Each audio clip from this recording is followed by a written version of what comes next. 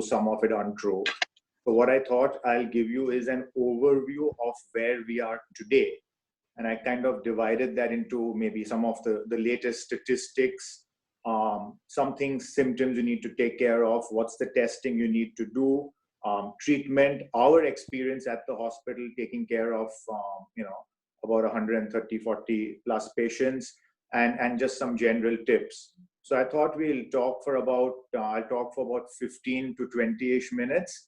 And then if there are questions, which I'm sure there will be some, we can answer that. Is that okay, President? That's fine. That's perfect. Okay, great. So what I'm going to do is, let me give you a bit of an overview statistically where we are today. And I know that all of you are obviously reading newspapers, looking at international websites, but I just picked out 2 or 3 pieces of data which I thought were relevant. Okay, so what I'm going to do is, I have about 3-4 slides in all, so I'm going to share my screen. I'm sharing it off my cell phone, which I found easier to do. And I'm going to just show you some of those data.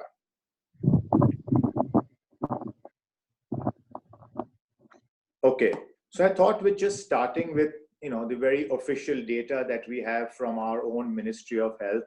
This has been taken from our own Ministry of Health website as early as this morning, 8 a.m. has been updated, okay? So we've got 21,000 active cases, and we have 934 deaths in our country as of this morning, 8 a.m. And I will try and put these in perspective in the next couple of slides. Okay, so this is a very interesting graph, and from all the graphs or all the statistics I look at daily, I look at this first. So this is from the Financial Times website. It's ft.com, and this section of it is for free access. And they get their data from the Johns Hopkins University database, which today is kind of considered the most valid, respected worldwide database.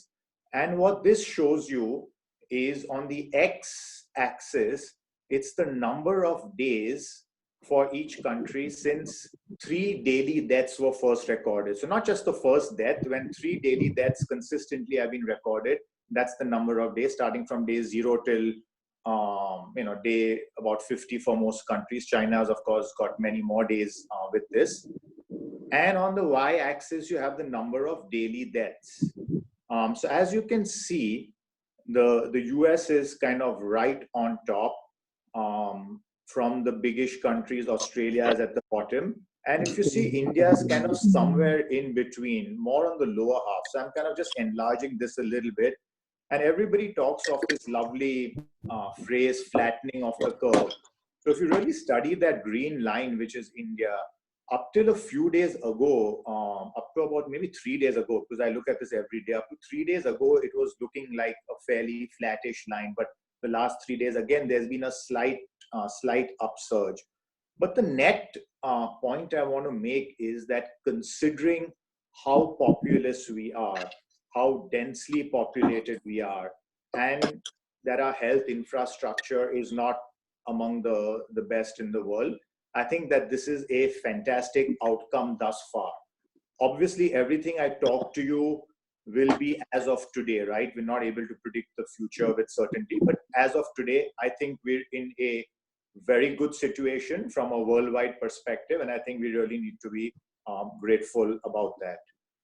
This again was an interesting database, and I'll just enlarge the screen so you can see it a little bit better, but I'll explain what it is. This I took from the New York Times yesterday in the afternoon. I was actually doing a talk for the EO group last evening, and I took this from the New York Times website yesterday in the morning. And this is looking at all the countries in the world. Obviously, in this snapshot, you don't have all the countries, but it's looking at, let me enlarge it. It's looking at the actual number of cases, and then it puts it in perspective by looking at number of cases per 100,000 people in population. Same way it's looking at deaths, and then it's looking at deaths per 100,000 in population. So in terms of absolute number of cases, United States is sort of leading that tally. And even per 100 population, it's not leading it, but it's fairly high. It's at 295. Okay, so the US is 295. And let me scroll down and show you where India is. Let me get India on the screen. So if you can read out here, and let me again enlarge it, I can't enlarge it further, but you can see India is at 2. Let me repeat that, it's at 2, okay? United States is 295 per 100,000 population. India is at 2.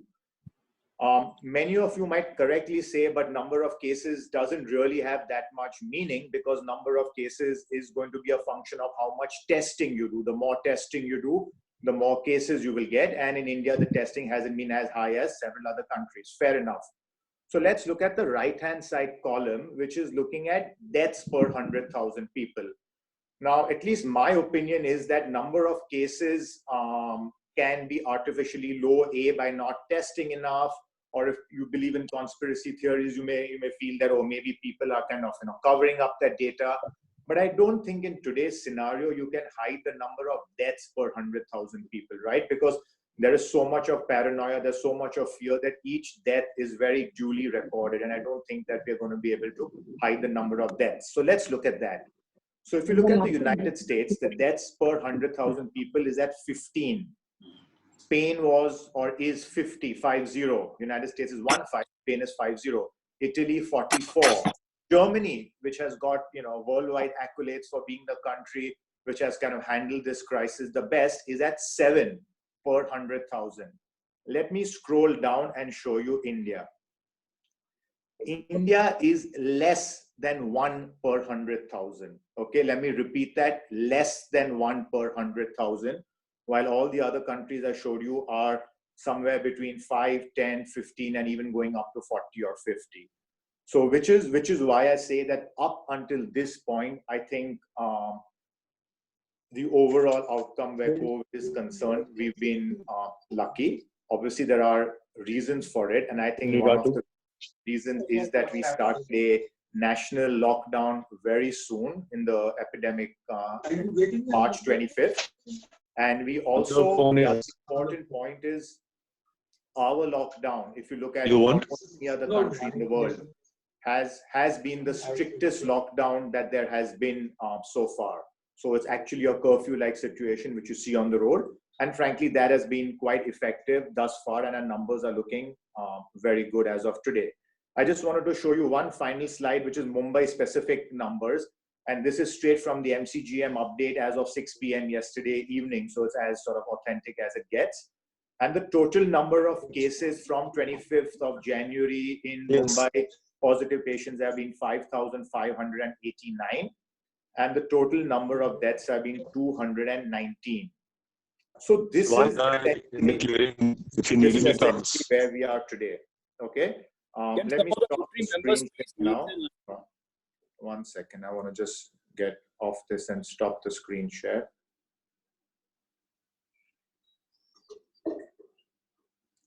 Okay. So you can see me now, right? So these are the statistics as of today. Next, I just want to quickly talk about some other things which might be of interest. One is in terms of symptoms. Again, I know that all of you have read enough about it, but flu-like symptoms is what you need to watch for. One typical cardinal difference between standard flu is also this shortness of breath. Normally, when you get a standard flu, you don't really get shortness of breath, but in a lot of patients presenting with COVID, you tend to get shortness of breath. Keep in mind that everybody does not get the standard symptoms. So if you do have fever, you do have cough, you do have shortness of breath, please make sure you talk to your doctor and you get checked out. So the next point that comes up is testing. I've had a lot of people, friends, family, some members of the Rotary also reaching out separately. Should we get tested? Should everyone get tested? And I do not think that at this point, it's a good idea for everyone to go and get tested if you are asymptomatic. If you are symptomatic, please talk to your doctor and you can get tested. There are different places where you can get tested. The ICMR has released a list of laboratories which are allowed to do the testing. I know in South Mumbai, Metropolis is one of them which comes to your doorstep and does the testing. So if you are symptomatic, I think you should do the testing. If you are not symptomatic, you shouldn't do testing. Earlier on, the municipality had the rule that even if you were asymptomatic and you were positive, then they would be quarantining you in a government facility. So you could not quarantine at home. From what I understand, and again, you could verify this separately, is today, because the quarantine facilities also are tending to get more full, if I might say so, you are allowed to quarantine at home. So I think that fear that if I am positive and I don't have symptoms, I'm going to be locked up somewhere. I think that fear should be less. In any case, you shouldn't be testing yourself if you're asymptomatic, unless you specifically come into very close contact with somebody who has then proven to be positive. A lot of people then talk about this concept of this antibody testing. Should you do antibody testing? When are these kits going to come out? And let me just show you a quick snapshot of how antibody testing works, because I think that might be of interest to many of you. So I've got a couple of more slides which I will share with you with the antibody testing.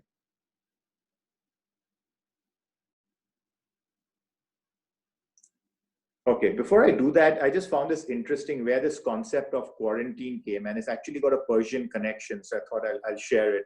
The very famous Persian scholar of medicine called Ibn Sina, he was the famous doctor in those times, and he found that when infections were spread from person to person, if you actually kept that person separate for about 40 days, the infection would not spread.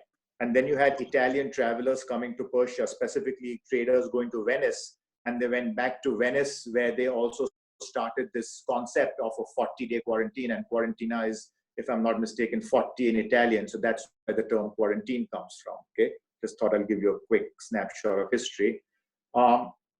This graph looks a little bit complicated, but it's the last one I'm showing you. And many of you have sort of a scientific interest, so it might be interesting. So you look at the blue line. The blue line starts at stage 0, or rather day 0, where a person is not infected, and then is going onwards to about 28 to 35 days. So this is the time where your nasal swab test, the standard, what we call the RNA antigen test, comes positive. Okay, so that's the gold standard, which today the laboratories are doing by swabbing, which costs some, depending where you go, between about 3,000 to 4,500 rupees. So that's the gold standard, but it's expensive and there are not that many kits.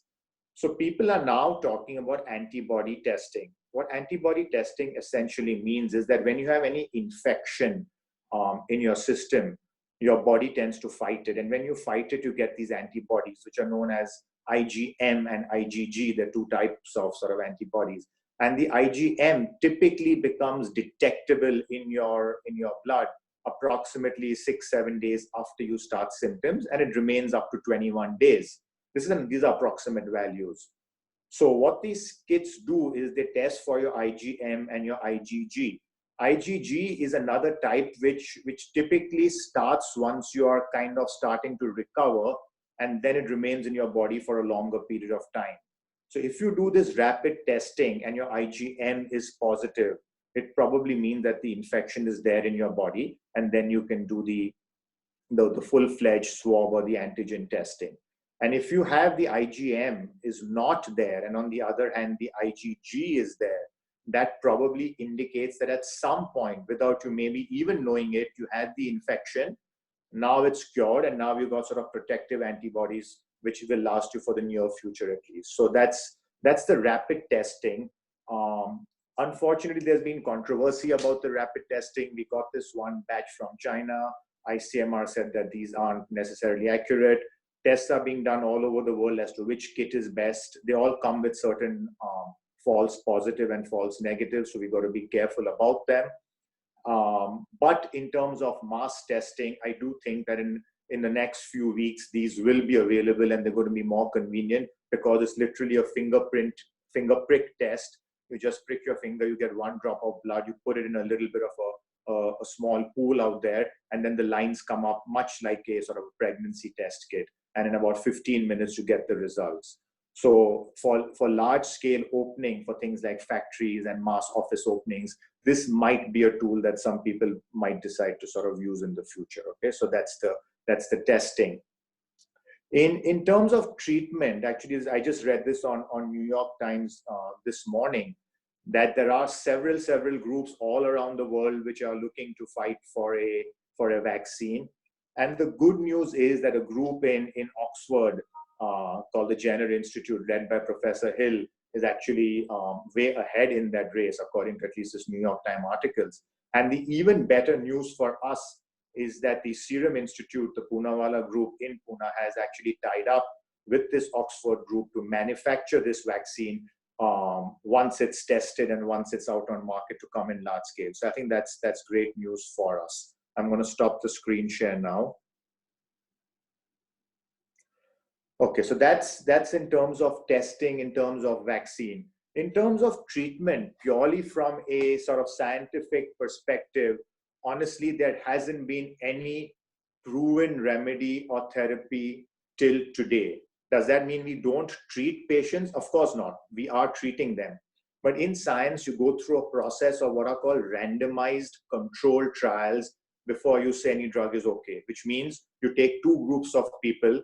One group you give the medicine, the other group you do not give the medicine. You typically give what's called placebo. Then at the end of whatever period of time, maybe 2 weeks or 3 weeks, you check both of them. And if you find that the medicine group has done better than the placebo group, then we say that the medicine is effective. We always have to have that randomized group, because otherwise the criticism is, you know what, most people recover from the virus in any case. So how do we know that people that were given the drug did not recover just by chance? That's why you have to have the trial or the control arm. So purely from this randomized control trial perspective, let me emphasize once more, there is no proven therapy, there is no proven remedy. In many parts of the world, including India, we're using we're using what's called hydroxychloroquine quite widely to treat the patients, along with something called azithromycin, which is a type of antibiotic. One of the problems when using it is you have something in your ECG.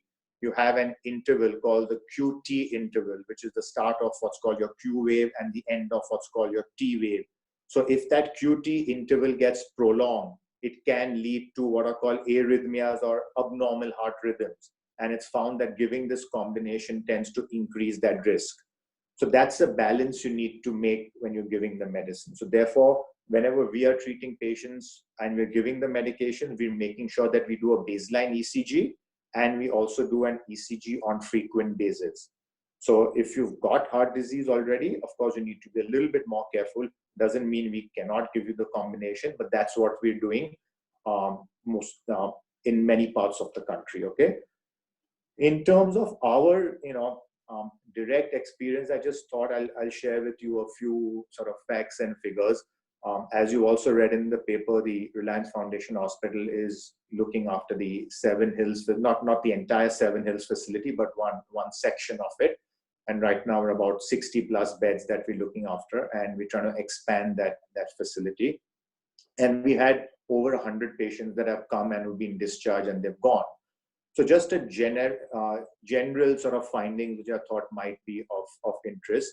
One is that we've seen there are more males affected than females. And this is something which frankly we've seen all over the world as well. It's not just an India data. The ratio is somewhere between 55 to 60 males to about 45 to 40 females. That's the ratio. We also find that people who have other comorbidities, other conditions, and the commonest conditions are two. First is diabetes, and the second is high blood pressure or hypertension. So people who have diabetes or hypertension, they tend to be more at risk.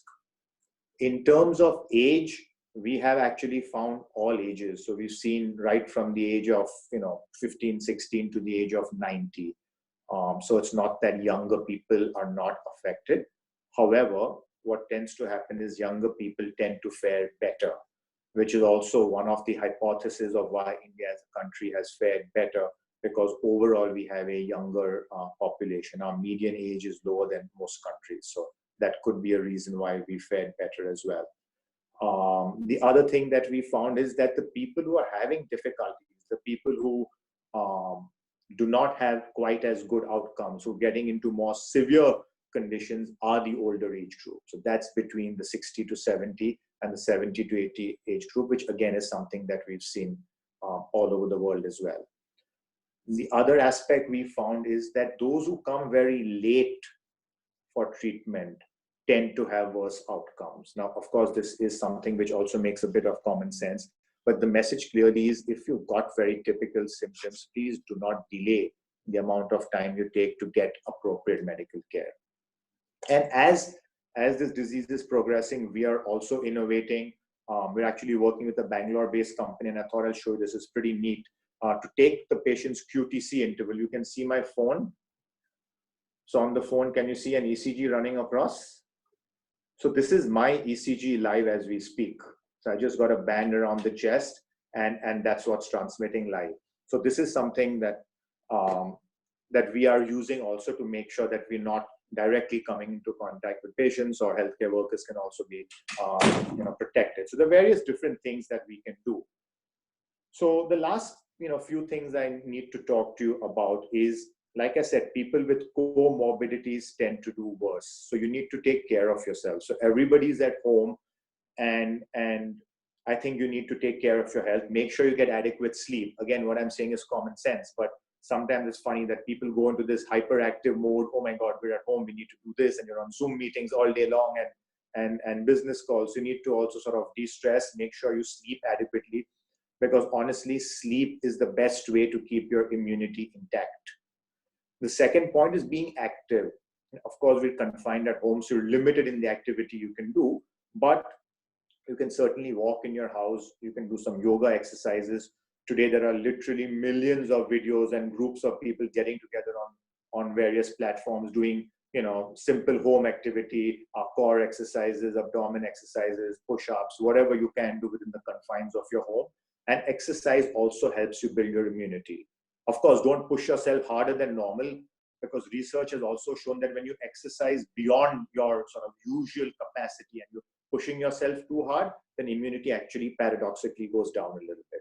So the right amount of immunity or the right amount of exercise optimizes your immunity. Of course, you need to eat correctly. Tobacco, cigarettes hopefully should never be there in your life, but certainly not at this point. And the good news is that all the tobacco shops are closed. So hopefully whoever was smoking with the last 30 days, you're over your immediate sort of withdrawal symptoms, and you should take better care. I'll end with one very sort of positive note. I saw the Mumbai data for deaths in the month of March 2020, and they were significantly lower than March 2019, March 2018, March 2017. So here's the interesting bit. Fewer people died in Mumbai in March, and I'm sure April will reflect that same data compared to the previous year. Of course, this is largely due to a lot of the accident deaths which were prevented, car accident deaths, railway accident deaths, which is at the end of the day good news. And also people with chronic issues. So at the hospital, we're having less people coming with acute heart attacks, less people coming in with strokes. And this is seen not just here, we're seeing this all over the world. So somewhere, I don't know, nature or higher being, someone is protecting us, or people are just taking better care of themselves during this crisis. But that's actually the bit of good news. So I just want to end by saying that I think that India did a very wise move in instituting the lockdown early. I think we had one trump card to play, if I might call it that, and we sort of threw that card down pretty early in the game, and it's worked for us. The whole idea of the lockdown is not going to cure the illness or get rid of the virus, but it will slow down, and it has slowed down the spread. The idea is, if this is our healthcare capacity, we need to make sure that we're always below that capacity and we're not overflowing it. So that's that constant game that we're playing. The lockdown allows us to buy time for more research, to buy time for medications, to buy time to set up facilities. We all know that at the NSCI, they made that sort of quarantine facility. Various hotels, various schools have been taken up. So all of that takes time. So as of today, I do not think that in the city or in the country we've been overwhelmed anywhere. I do believe that over the next month, the number of cases and deaths will increase. That's the downside. However, I do hope and believe that if we can remain ahead of that curve, ahead of the game, I think we will come out of this better than what most nations have come out. So that's what I wanted to share with you, and very happy to take questions if anybody has them. Thank you, President. Thanks, Ashish. That's a very insightful. We already have a few questions on the chat. I don't know whether you can see the screen, but let me read Yes, out the first one. You chat. can see it. Yeah. So please go ahead with taking those questions. Okay, so the first, I think Farhad is asking, when do you estimate that normal healthcare issues like critical cardiac care, etc., address? And here I must say that this is the unfortunate aspect of this pandemic, apart from obviously all the other unfortunate aspects, is that a lot of normal healthcare tends to suffer, and that's just the nature of the beast. We all know that in South Mumbai, over a span of literally a week, last week and about 10 days ago, 3 to 4 of the major hospitals had to shut down. I'm not sure whether they were not doing the adequate thing, but sometimes it just also happens by chance.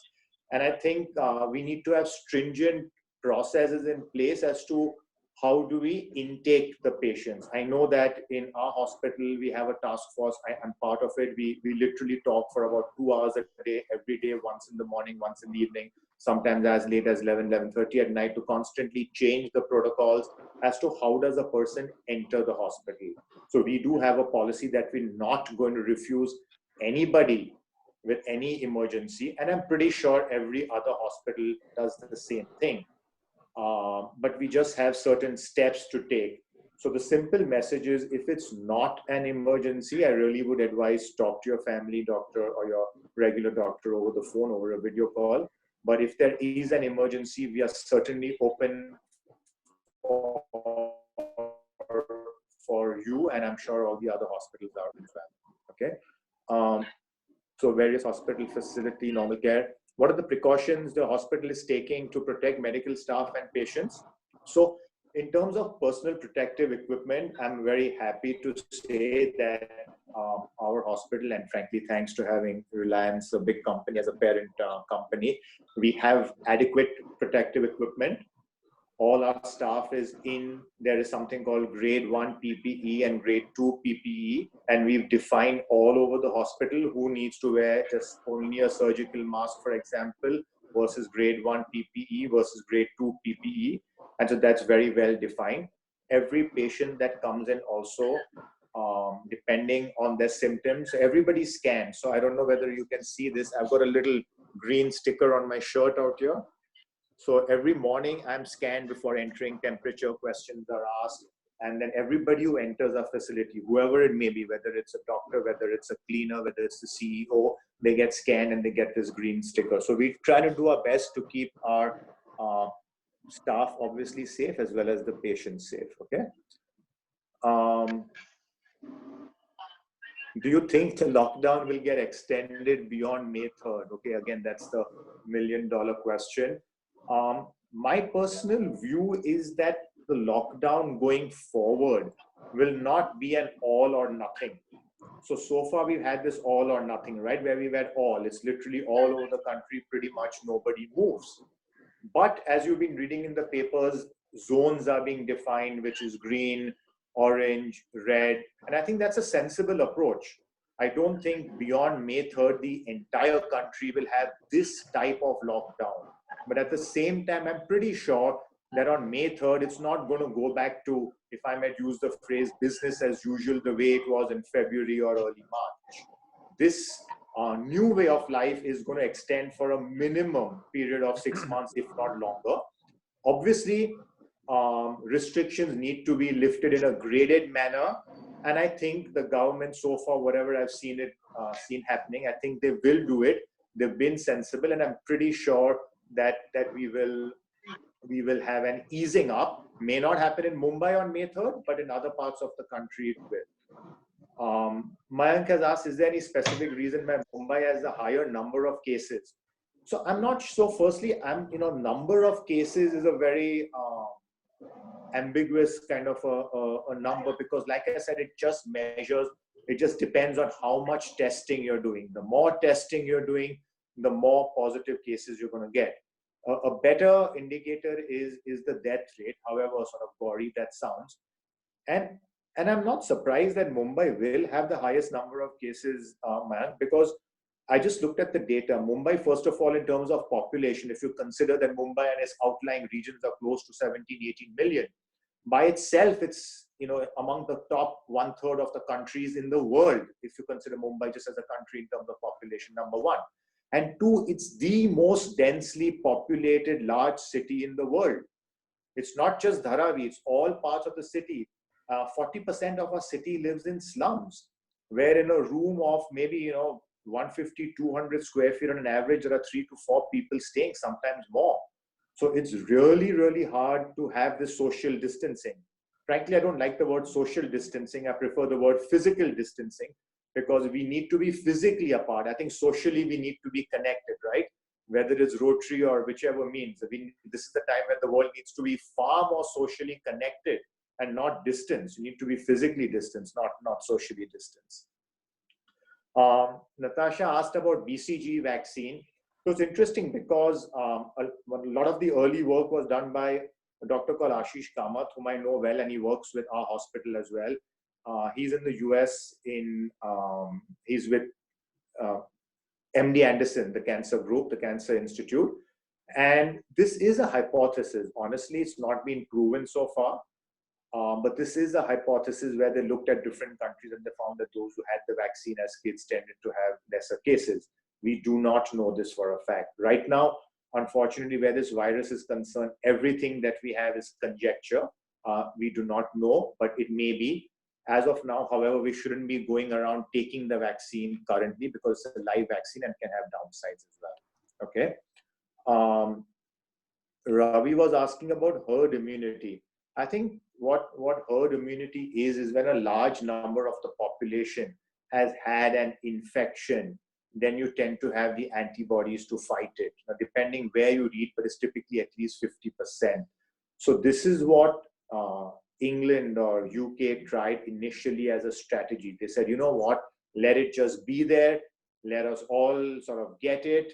And then everybody will have protection and we'll be able to sort of take care of ourselves because of the protection. And then this, you know, they got the early data coming in, they got a lot of deaths and they reversed course. So herd immunity is something which beyond the point comes naturally when a large amount of the population gets infected.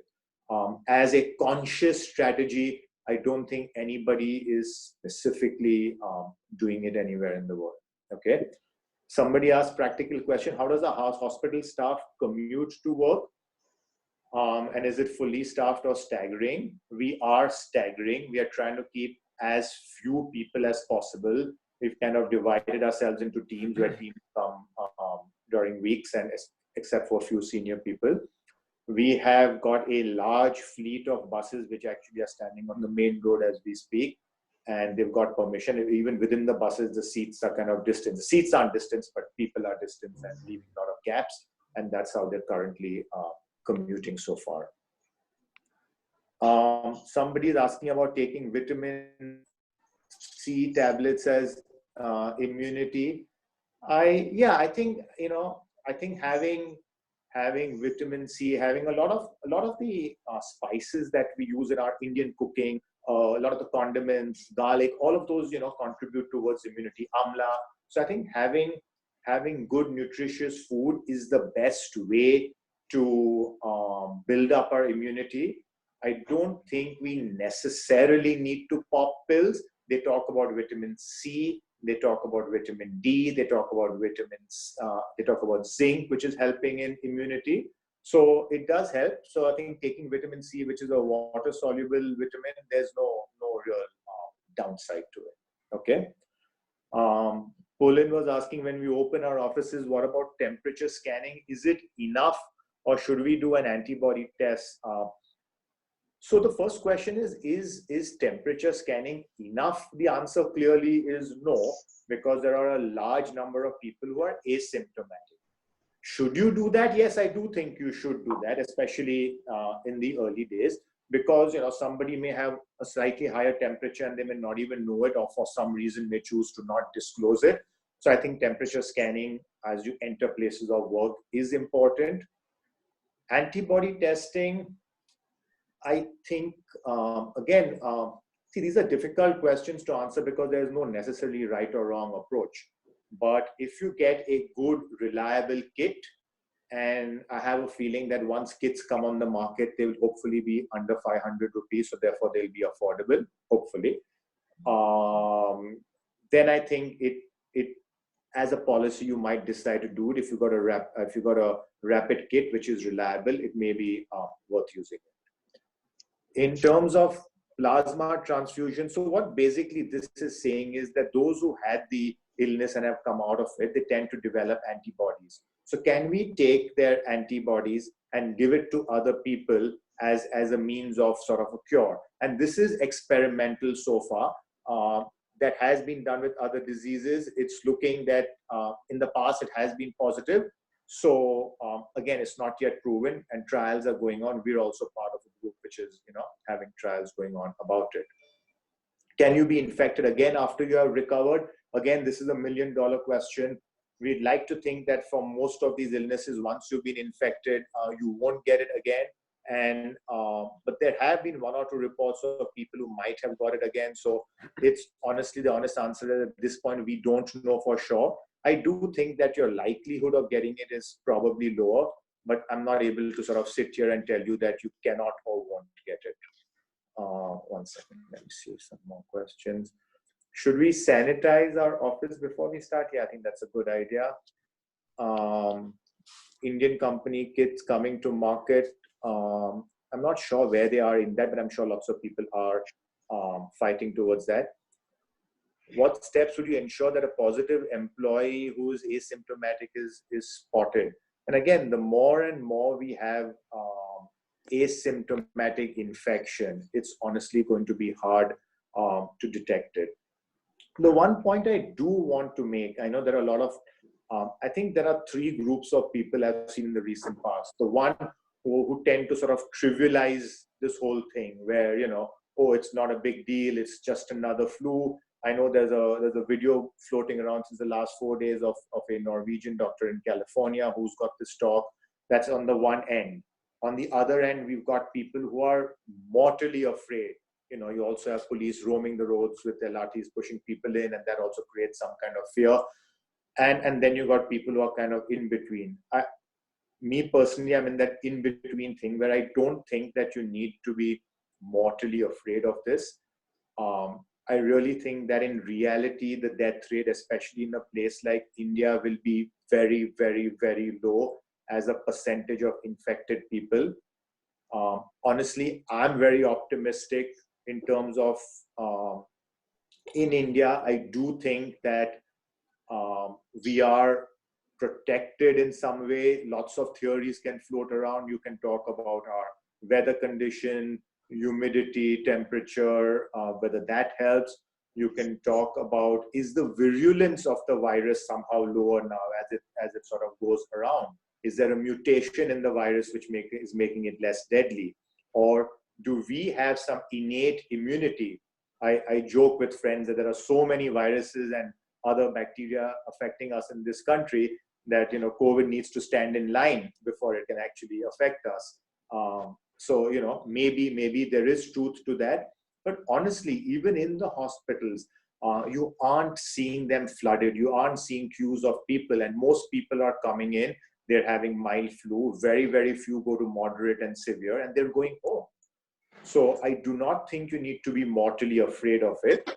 People who are older, people who have comorbidities need to take more care. But I don't think that that's something that we need to be paranoid about. Other questions are, when do you think it's going to peak? I don't know. I do think that the number that in the month of May, we will have higher numbers. Let's just hope that they're not overwhelmingly high. And so far, again, whatever we are seeing looks very positive. It hasn't been this very steep upward curve on the death rate. So let's just hope that that continues. Let me see if I missed out any questions. Yes, Satyan has a question on, can you tell us which hospitals specifically are open in South Bombay for emergencies? So all hospitals are open. I know that even the ones that closed, I know they're working to open very rapidly. So I know Bombay hospitals definitely open. I'm pretty sure Bridge Candy is open. I know Saifi is open. I know we are open. I'm not, I think Jaslok's open. I'm pretty sure Bhatia is looking to open very soon if it's not already open. So I don't think any hospital has a policy of refusing an emergency case. But some hospitals have this policy where they're going to have some beds for COVID positive patients and some beds for people who are not. The policy we've taken so far is that we're keeping our hospital, if I may use the word COVID free, and we're taking care of the COVID patients at Seven Hills. Of course, that doesn't mean that there sometimes can be a patient who may be infected. We're doing our very, very best to avoid that. Patients who are undergoing dialysis, patients who are undergoing chemotherapy, those are also two groups which tend to be more at risk. They're immunocompromised to an extent. So I think that they also need to be more careful. Abhishek Saraf had a question about a New York Times report about pulse oximeter and whether it can be a default sign to show 0%. A pulse oximeter is basically an instrument which is just like it's about this small, and you just clip it onto your finger, and it shows you. It can give you what's your oxygenation value in your blood and your heart rate as well. So typical oxygenation value needs to be somewhere between 95 to 100. And they find that people who got COVID, it tends to drop quite a bit. Normally, when this value drops, especially if it drops below 90, and certainly if it drops below 85 or so, one would feel breathless. But what we're finding is that in some of these COVID patients, they've coined this term also called happy hypoxia. Hypoxia means low oxygen. So though they're having a low oxygen, they're kind of feeling fine. I don't think that we need to, all of us, go out and have sort of pulse ox meters and purchase them and keep them at home. But if somebody is in a higher risk category, I think then it would be worth keeping it. I think most general practitioners, family physicians ought to have one, and they probably do. So that's how a pulse ox works. Abhishek Sharman asking, is India likely to undertake large-scale rapid testing?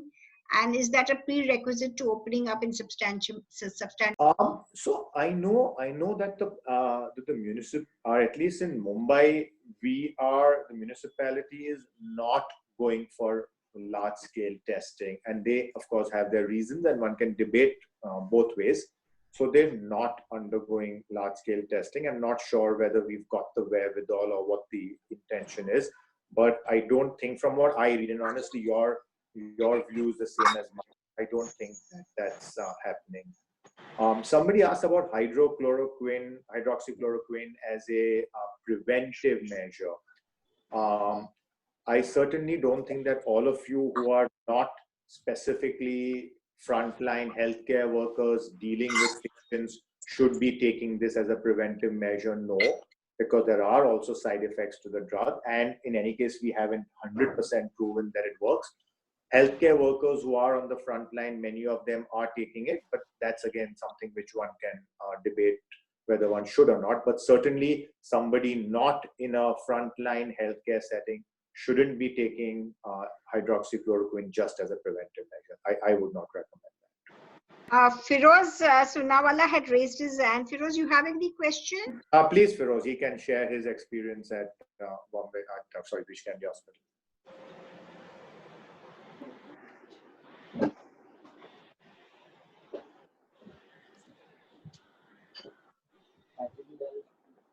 Hello.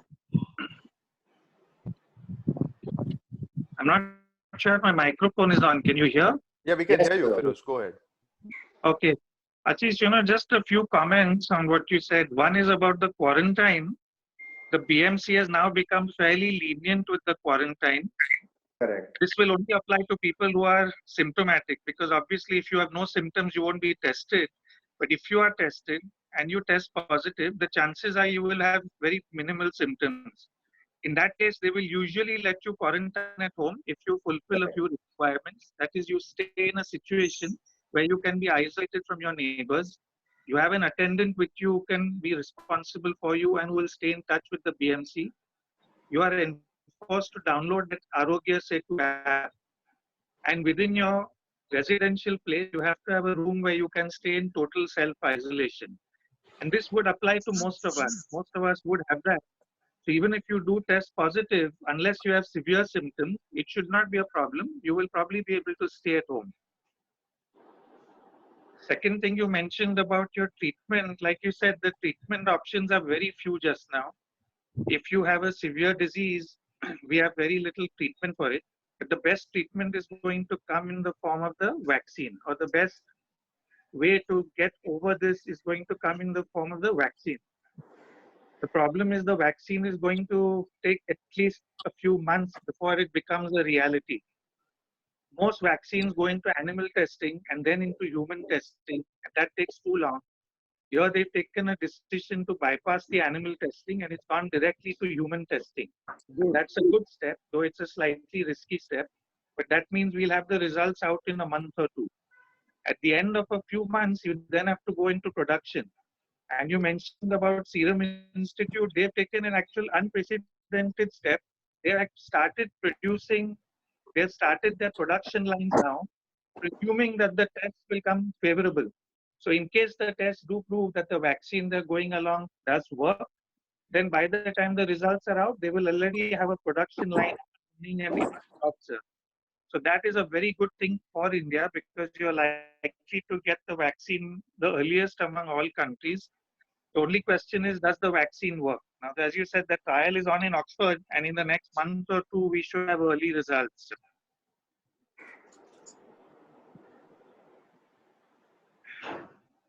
Okay. Is there anybody else? Anybody else? Yeah. Arun Sanghi here. Yes, sir. Hello. Can Yes, you hear sir. me? Yes, sir. Yeah.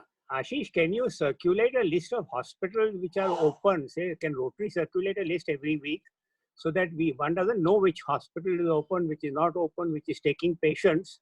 So we do not have a repeat of what happened to the wife of one of our members. That should be easy to do on our WhatsApp. Sure, I will find out by talking to doctor. Then I will inform President Preeti. Then she can decide to send it to whomever she feels appropriate. Ashish, can I interject here? You know about the list of hospitals. It's a very fluid situation. Earlier, the situation was that if they had one or two tests positive or if staff tested positive, they would shut down the hospital. Now, of course, that doesn't happen, but the hospitals are also working under severe constraints. Their staffing levels are extremely low. Plus, because they have to segregate staff and run them only in certain shifts, they're finding it very difficult to run at 100% capacity. So a hospital which might have enough beds today might not have enough beds tomorrow. And it's a very dynamic situation. So I think Ashish will find it very difficult to come up with a list like that. But the bottom line is, at least over the last week, almost all hospitals are now geared to take non-viral or non-COVID emergencies. You should not have a problem in most hospitals in South Bombay. Okay, a direct question. Can Ashish inform us Most about of them are Reliance? open. At least the Reliance Hospital, we are all members. We all have a card from Rotary, which HN Reliance Hospital had given us. Is at least Reliance open? If we can know whether Reliance is open, we can all at least attempt to use Reliance. Yes, sir, we are open. The only thing, like I would tell you, is to be honest, at this stage, we're open for the things that we are doing routinely in terms of our dialysis patients, our chemotherapy patients are undergoing treatment. Pregnant ladies who registered to deliver, already registered with us to deliver, the deliveries are happening as per routine. Apart from that, we're taking in emergency cases. Everything else we are doing video consults. Based on the video consult, if the medical need is for the person to physically come in, be examined, be tested, then that is done.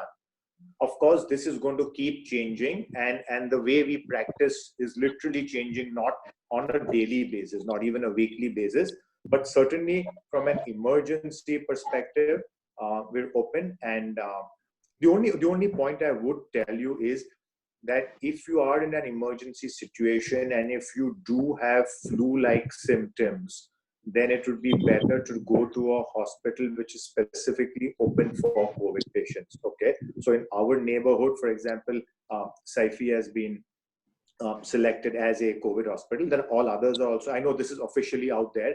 I'm sure others are taking it as well, but I know that Saifi is, so I can say that on this call. Thank you. Okay. So somebody had a question about HCQ, and that reminded me about the national anthem we played today. So I'm sure many of you may have been aware this national anthem was a special tribute by USA students as a thank you for India supplying the HCQ to America. Oh, so lovely. This is one thing I would like to share with whoever may not have been aware. I think we've had enough questions, and we have to allow the doctors to go back on their duty or to take their rest. And so over to you, Firoz, for proposing a vote of thanks. Thanks, Preeti. Aashish, we've had a really wonderful lecture from you today, extremely informative. And even the question and answer session at the end of that has cleared up a lot of misconceptions. We all know that this virus has turned all our lives topsy-turvy over the last 3 months. It may get a little worse before it actually gets better. But seeing your talk, that's quite hopeful because the numbers in India seem relatively low compared to anywhere else. That's probably because of the strict lockdown. I know how busy you are at HN Reliance. He really spends a full day there, and he's also been instrumental in setting up the 7 Hills facility. So Aashish, thank you for taking time off to come and talk to us today. Thanks. Thank you. Thank you, Firoz. Thank you, Aashish. And over to you, Manish. Thank you very much. I would now request President Preeti to also felicitate Aashish with a small token for the afternoon he spent with us. So that's the haircut which he's going to get soon. Wow, he's the only one who's getting a different kind of addition in addition to the certificate. Oh, in addition to the certificate, not bad. He deserves it. It was wonderful today, Aashish. Thank you. We have a long line of people waiting for a haircut. I don't know whether any of you know the charges. You know, a lawyer's fee per hour. So it is applied to the haircut as well. And I take too long for the haircut.